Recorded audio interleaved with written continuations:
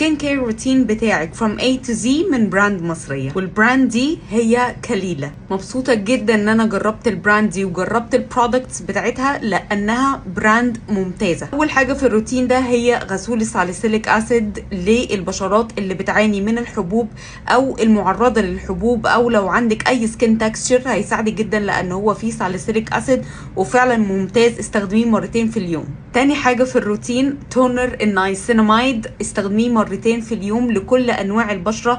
هيساعدك على توحيد لون بشرتك وهيديكي اشراقة روعة. التونر يجنن. تالت حاجة السيرمز، هم مش بس عندهم 1 سيرمز، هم عندهم 3 سيرمز. عندهم هيلورونيك اسيد ونايسيناميد وكمان الفا اربيوتين. الهيلورونيك اسيد طبعا للترطيب، والالفا اربيوتين بيساعد على توحيد لون البشرة، والنايسيناميد از ماي فيفورت، كلمتكم عنه كتير وهكلمكم عنه اكتر في فيديوز جايه. واحلى حاجه ان قوام السيرمز سهل الامتصاص جدا. كريم العين من كليلة فيه انجريدينتس تجنن زي الريتينول والكافيين. عايزه اقول لكم ان هو اختراع حرفيا وهيقعد معاكي كتير جدا. بيساعد على تفتيح الهالات وبيدي شكل فيري ريلاكسنج تحت العين. اخر حاجه المرطب بتاعهم ده لكل انواع البشره، بيشد البشره وكمان بيديها ترطيب حلو جدا، وبيساعد كمان ان هو يعمل انتي ايجينج. محتاج فيديو لوحده من جماله يا جماعه.